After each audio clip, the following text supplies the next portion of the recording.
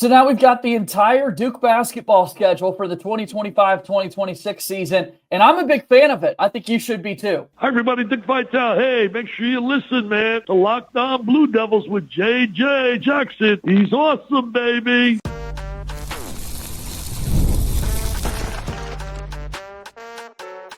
You are Locked On Blue Devils, your daily podcast on the Duke Blue Devils. Part of the Locked On Podcast Network, your team every day.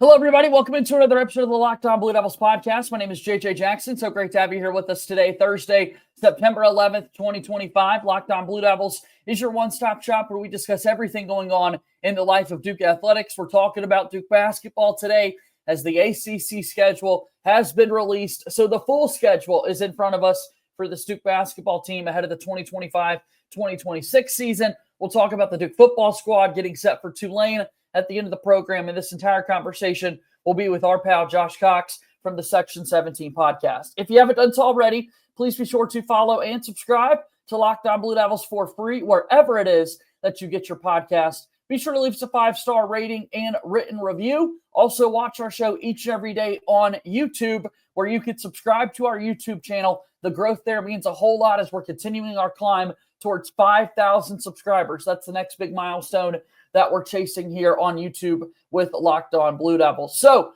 thanks for being a part of the ride with us each and every day. And without further ado, I want to bring in my good pal Josh Cox, who joins us on the show.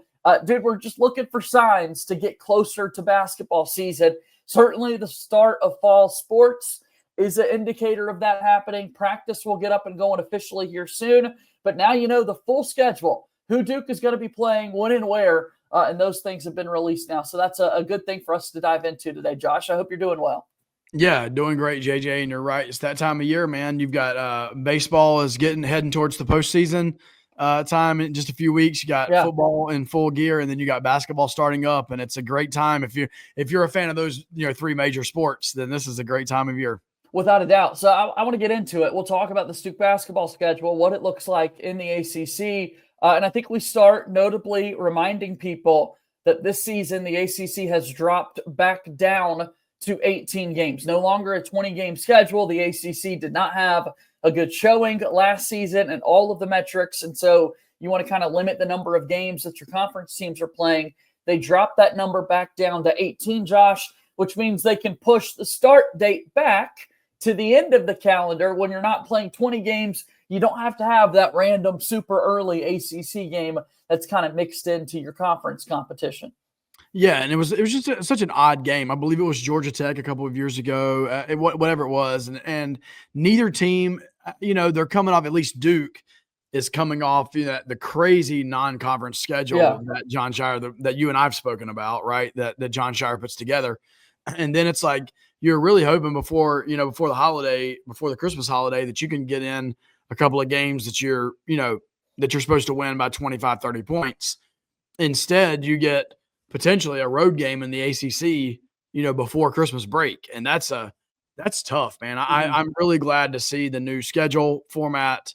I'm glad to see the first ACC game not be until after the Christmas break. So that's kind of the big thing, is that it's going to be Georgia Tech, the first ACC team for the Blue Devils at the end of the year. And then what we've seen, Josh, right now on the schedule, and this is not unique to Duke, it is common throughout the entire conference and ESPN. Duke currently has 6 games on their schedules that are listed as either Tuesday or Wednesday, much like the rest of the conference. So the order in which these teams are playing, but we can't quite release tickets out and that sort of thing because the official date hasn't been released. And I talked about this a little bit yesterday with Kevin. I don't really recall this in years past, Josh, where maybe you're waiting on tip-off times and there are some options on when in the day it's going to start. But, yeah, we don't even know, is it Tuesday or Wednesday each week?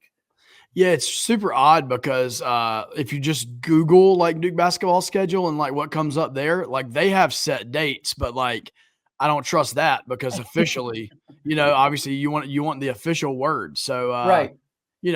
It is weird. I don't really have a thought on Tuesday versus Wednesday. I mean, I guess, you're robbing from one side or the other, right? You're if you play Tuesday games, you're like, man, we played Saturday or Sunday and we got to turn right back around. If you wait till Wednesday, it's like we play Wednesday, we got to turn right back around Saturday and play another game. So, to me, it is what it is. It's a weeknight game anyway, so that's a little bit difficult for some season ticket holders, and those games tend to have a little bit more open ticket market on the secondary market there on those games anyway. Yeah, so whatever we could do to get some first-time fans in Cameron Indoors, great, and you want them to be able to have those experiences and that sort of thing. Then you look at Duke in terms of the Saturday games. The big question everybody has, well, how many times do we have to do the quick turnaround to a Monday? Kind of the one-day break in between, which does simulate what you experience NCAA tournament weekends when you go from a Thursday, Saturday, or Friday, Sunday slate. But Duke has 3 opportunities to go for the Saturday, Monday turnaround, being a part of ESPN's Big Monday coverage.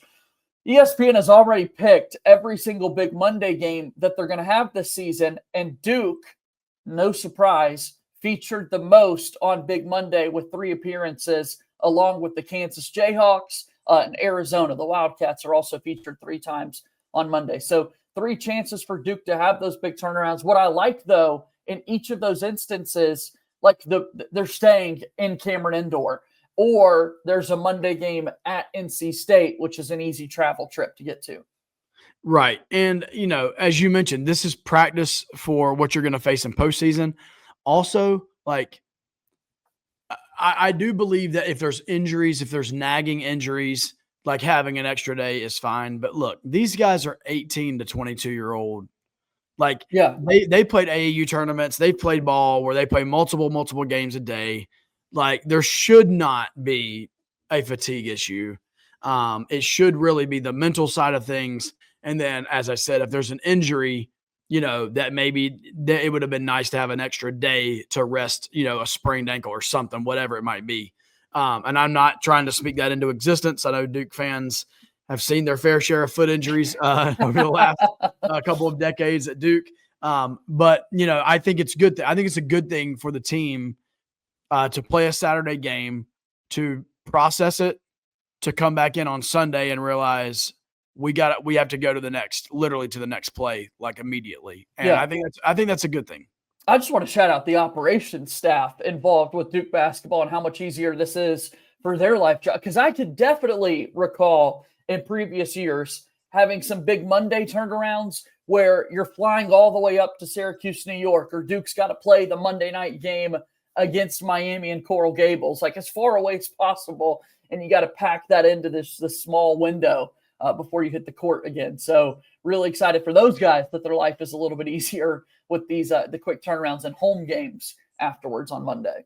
Yeah, there's a lot that goes into this, and I've been able to work a little bit more behind the scenes with, like, say, the football program, and obviously basketball doesn't carry the sheer number of people, but man, there's a lot that goes on for any road trip, and like there's so many things: meals, hotels, transportation to and from, like all the different things. If they get a police escort, all of those little things, the logistics about when they get there, what. It's pretty wild, man. And like, kudos to the people that work in that industry. Like, it can't be easy. And like, it's actually neat when you get a little bit of a behind the curtain look at what they do and how they do it. As you said, though, at least we don't have to worry about bringing shoulder pads and a helmet with us. Yeah, exactly. Or 100 players. The sheer volume of players within a football team itself. All right, big takeaways from the schedule release for Duke. Let's get into the rivalry games, of course. We love playing those Tar Heels each and every year, and that will be the focus of our conversation next. Locked On Blue Devils here today, brought to you by our friends at Mazda. You could just move through life, or you could find the things that move you. It's your choice. You choose to get out there. Choose your people. You could choose to go for it. Like, really go for it. Just choose to do something that moves you. Mazda crafts cars for those who choose to do more than simply move. Mazda, move or be moved, a proud sponsor of Locked On Blue Devils. The show today is also brought to you by our friends at DoorDash. It's almost the weekend. It's time to look back and crown this week's MVP on Who Delivered, powered by DoorDash. Just like you can win every Saturday with DoorDash Streaks, saving more every time you order. These players deliver when it matters most. Let's break it all down. All right, for Duke football, how about Andrew Anthony delivering in a big way, scoring his first 2 touchdowns for the Blue Devils, this past weekend. When the pressure was on, he came through, no hesitation, no delay. And if you've been watching week after week, this performance wasn't a fluke. Andrew Anthony is on a streak. And just like he's delivering for the Duke football team, DoorDash delivers for you on Saturdays. With DoorDash streaks, you could save every Saturday you order. Stack it up all season, and you could save up to $250, including $100 in DoorDash credits. Order this Saturday. Keep the streak alive. Fuel your game day. Only with DoorDash. Terms apply. Promo period through November 18th. DoorDash is a proud sponsor of Locked On Blue Devils. Again, Josh Cox is hanging out with me today on the show, talking Duke basketball as we do all the time. And the schedule is now out. We know when the Duke Blue Devils will play every team in the ACC, every team on their schedule. We know the order in which those games will play. Again, a couple of either-or games in the midweek. But what we know, the North Carolina Tar Heels will play Duke twice on Saturdays this season, February 7th, March 7th. And the game will be at UNC in February, and then the final game of the regular season inside Cameron Indoor. Malik Brown is kind of the most notable senior on the roster for Duke in the rotation. So it'll be his senior day going up against the Tar Heels. What do you think of the slate here, man? I mean, yeah, I think, obviously those are probably Saturday night games. I'm assuming that's going to be part of the ESPN College GameDay, both of those times. And that's been a point of contention sometimes for college basketball fans over the last few years when one team hasn't been living up to the national expectations. But this is, again, our reminder that it's the best rivalry in the sport, and it's going to be played in primetime. It deserves to be there. Well, JJ, which team would you be referring to that wasn't playing up to the standards? I don't know. There's only not the one in Durham. There's only one team but anyway, no. That's been silly though, hasn't it? When every time it's like, why is this college game day? And why is this the late game? Well, you'll hear the Kentucky Louisville, talk about that's actually the best rivalry. And so the question is, if that's the best rivalry, why you're playing it at 12 o'clock noon on a Saturday in December, whenever, right? There is no question anybody, and I'm not saying this as a guy that covers Duke, all things Duke. There is no question where the biggest rivalry in college basketball is. And the Duke UNC rivalry is spoken about in all sports, right? I mean, you've got Yankees, Red Sox, you've got Alabama, Auburn football, you've got Ohio State, Michigan, you've got some rivalries out there, and Duke basketball with UNC basketball is right there. And so, yeah, I mean, those are the two most important games on this ACC slate. There's no question about it. To your point about Malik Brown, it is cool to see there be a senior day for a guy who will be, only in his second season at Duke, but a multi-year guy at Duke. Yep. And, you're going to actually be able to see kind of that celebration, which is always good. I mean, Duke was able to do it for Jeremy Roach and for others. So that's always good. In today's landscape, you're not guaranteed that you're going to be able to celebrate a multi-year guy on his senior night. So, and I remember Malik Brown always had comebacks this past season against North Carolina. Like, he'd be out, and then it'd be, he's going to be back for the UNC game, and came in and instantly made two big threes in Chapel Hill this past. So he's already got a couple of big moments himself personally in the rivalry, which is awesome. And then he gets to play against his former team again this year as Syracuse comes to Cameron.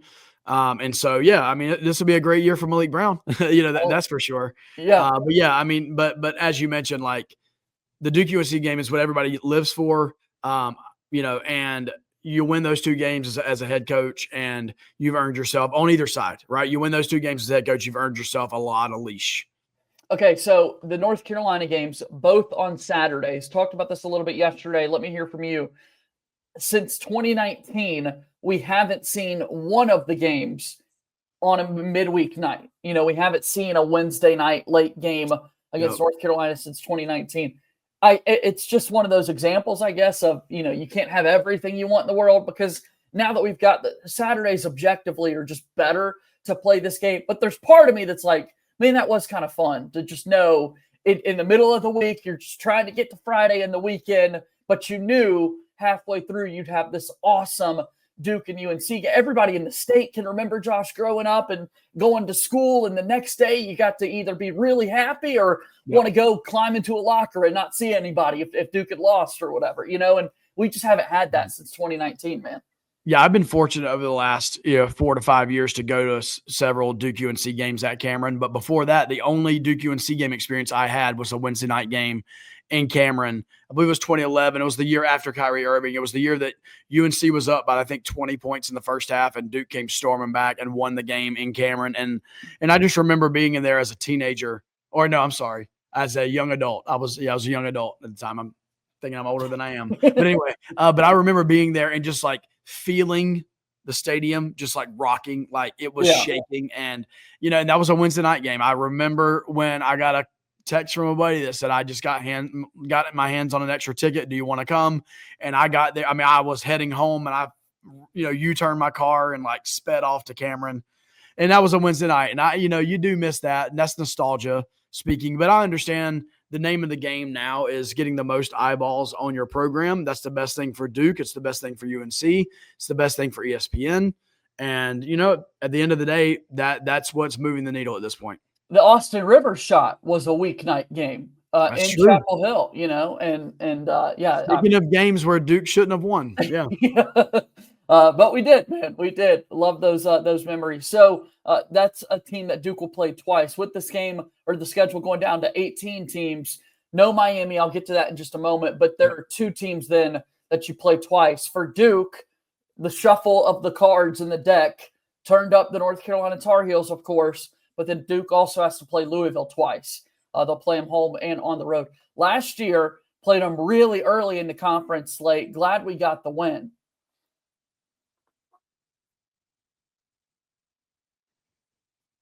So yeah, that Louisville game, it was just awesome that we got it out of the way a little bit earlier in the year because they turned out to be kind of chasing Duke and improving throughout the course of the season. I'm glad we got that game out of the way early. But this year, you got to go up against a team that many people believe will be one of the top teams in the conference, and Duke sees them at home and on the road. Yeah, I mean, and listen, Pat Kelsey's done an incredible job.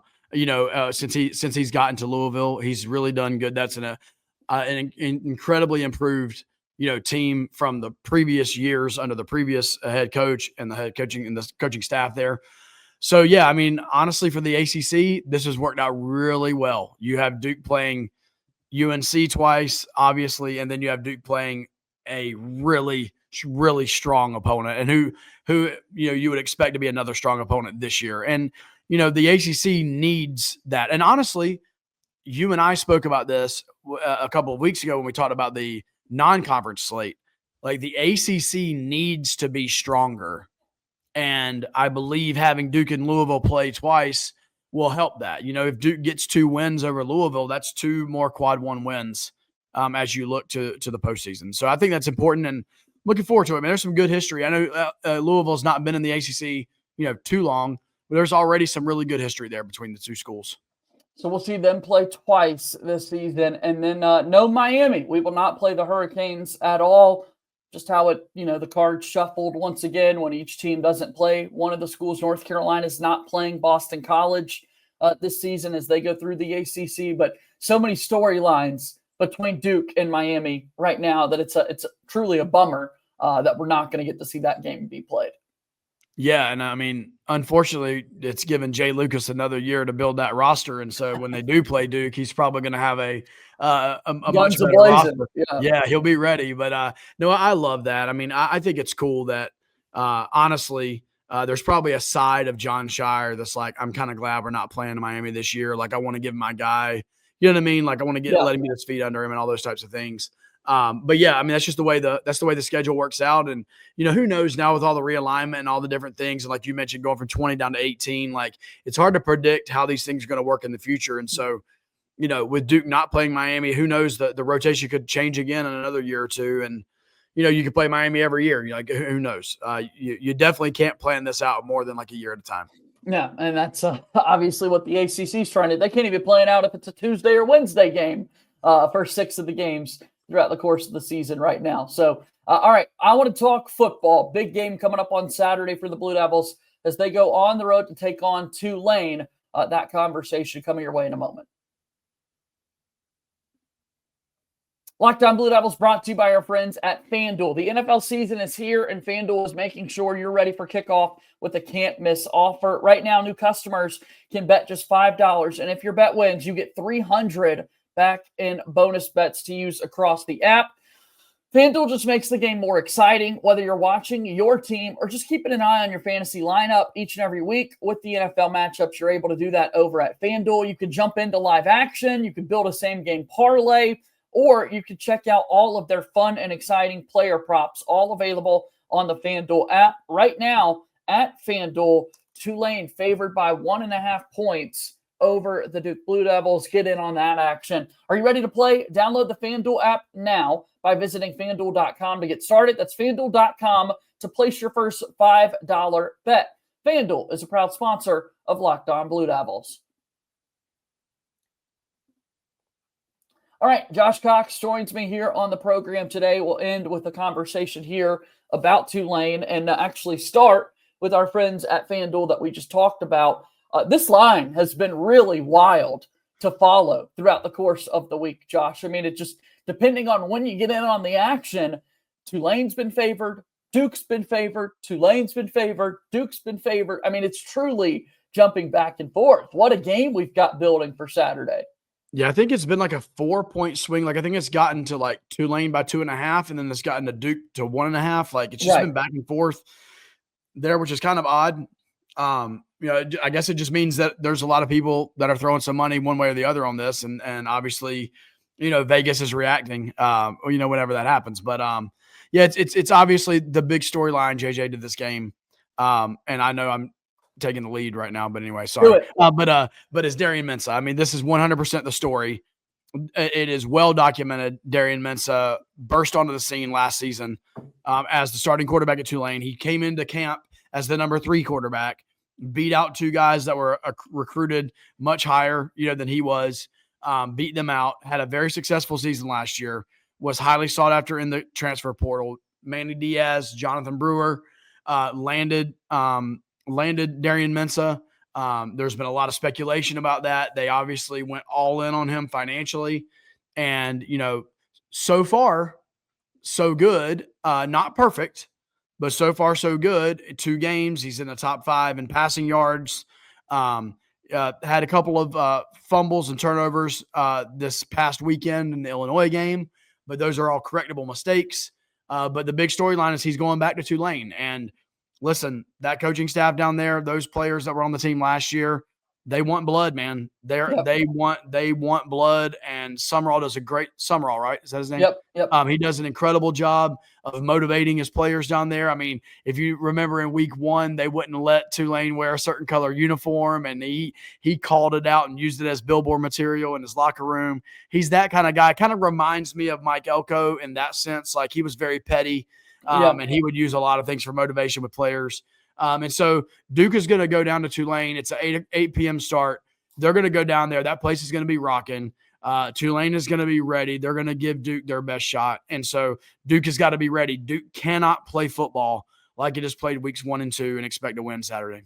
No, they've got to find a way to create turnovers and big-time positive plays. I mean, turnovers were a major story in the Illinois game from the Duke offense, not taking care of the football with the 4 fumbles and the 1 interception. But 2 games into the season, Duke hasn't created a turnover defensively, which I did not have that on kind of the bingo card of what to expect through 8 quarters of Duke football. Listen, going into the season, it was like everybody wanted to know about the offense because they're like, oh, the defense is going to be great. And here's the thing. There are elements of the defense. VJ Anthony, and obviously he's got 4 sacks in the first 2 weeks of the season. Nick Morris had an incredible game against Illinois. Caleb Weaver has been really good. So there's positives, but you're right. I mean, Manny Diaz, he likes, getting to the quarterback, tackles for loss, and forcing turnovers. And they're doing the first 2 things decently well, but the defense has struggled and failed to create any turnovers. And so that's got to be a focal point for this defense. And I know it'll be a welcome addition on the offensive side to be like, hey, yeah, we got some good field position because of a fumble, or, we had a pick 6 and we extended the lead without having to touch the field as the offense. So many factors. I mean, the short field would be one thing that I'm thinking about because There's a number I saw earlier in the week that I've talked about here on the show that is just really cool to see, and it speaks to how well Mensah has been playing. Got to get the fumbles cleaned up, and I think he's aware of that. Credit to him for always keeping his eyes down the field, but that's creating some opportunities for these fumbles to take place, not being fully aware of your surroundings when you're out on the move. Darian Mensah right now is 4th in all of D1 football in passing yards, Josh, which is just nuts to think about. But then I also think, well, the defense hasn't been creating turnovers. It's been longer fields that Duke offense has been working with, which is allowing him to build up the yardage total. So, kind of different ways to look at that there. Yeah, and I thought it was interesting. I have no complaints about the Duke offense other than like in the Illinois game, it seemed that Duke was running the football pretty well in the first half, and then they kind of abandoned it. And it was really strange. And so once again, that's adding to. Now, with that being said, it's incredible to have a quarterback that could take on that and that can say like, hey, if we're going to go 75% pass heavy, I'm absolutely good for that. And you mentioned Andrew Anthony earlier on in the podcast as one of the ad reads, but you have weapons. Yeah. Andrew Anthony, Cooper Barkate, and then of course Samir Hagans and Queso. They're great weapons for him. We're seeing the emergence of Jaden Moore. We saw Chase Tyler with a 62-yard catch in the Illinois game. And so, he can put the ball in the air. He can kind of shoulder the weight of the offense. But I think in a perfect world, that rushing attack, and like I said, it was there this past Saturday, but it was kind of like it didn't get leaned into. And so that was just a head scratcher a little bit. All right, so now we've got this game coming up on Saturday, and still a lot to play for on the season. It's just the one loss that Duke had, but you want to be riding high going into ACC play. NC State's up next for the Blue Devils. Definitely want the defense to come up and step through. The atmosphere is going to be intense, and you mentioned it. The biggest storyline everybody's going to be talking about is the Darian Mensah return game. Everybody except Darian Mensah, because, of course, he's already started this isn't that big of a deal. Although this guy's got to be experiencing so many emotions right now and just thoughts and it'll really sink in, I'd imagine, once he gets into the stadium. Oh, for sure. I mean, he's going to have everything yelled at him, and they're going to be anytime anything negatively happens to him, positively for them. I mean, it's just going to be overstated, and it is what it is. But I will say this: we're in a new era of college sports. There's money involved. There's transfer portal stuff. And this is part of it. It's like, hey, you're no longer a kid. You're a grown man that made a grown man decision. Yeah. And this is part of what comes with making grown man decisions. And so I believe Manny Diaz, Brewer, the coaching staff, they all have confidence that Darian Mensah is going to handle this like he's handled everything else. And that's with utmost professionalism and class. And he's going to rise to the occasion. And so that is the new era of college football. I really want Duke to win, to be able to hear from Darian Mensah after the fact and just see if you get anything else. Kevin brought up earlier in the week Aaron Rodgers this past weekend, who in week 1 said, it's just another football game. I'm the Steelers quarterback going up against the Jets.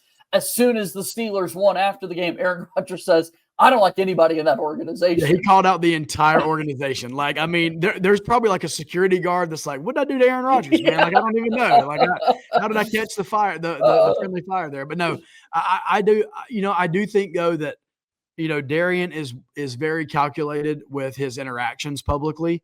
And I don't believe he, his agent, his family, and the Duke staff, unless it's one of those things where, man, like Duke's down by, 5 or 6 points and Darian leads them down the field and throws the touchdown to win the game, and they interview him immediately after the game, your emotions are going to be high.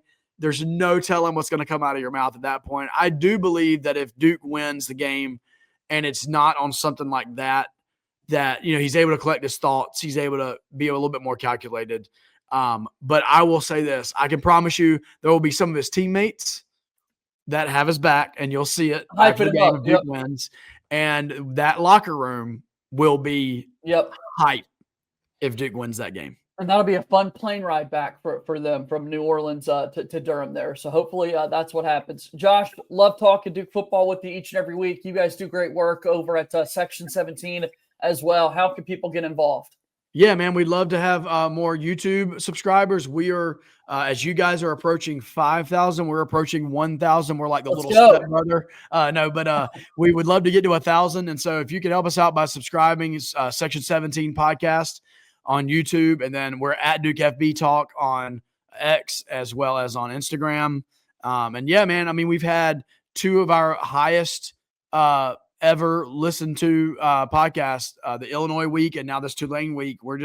We seem to be on an uptick right now. Shout out to some Illinois fans who have been great. Yeah. But coming on and so that's always good when the opponent finds your podcast and you know what I mean and interacts with you. So that's where you can find us, and we appreciate all the support. All right, Josh, be well. We'll talk again next week. Okay. See you, JJ. That's Josh Cox joining us here on today's episode of Locked On Blue Devils. Always appreciate his time joining us here on the show. That's going to do it for our program today. Thank you so much to everybody for being tuned in, for being a part of our everyday Locked On Blue Devils community. Shout out to you guys. Subscribe to our YouTube channel and wherever it is that you get your podcasts. As always, go Duke. I'll talk to you tomorrow. My name is JJ Jackson. Thank you and good day.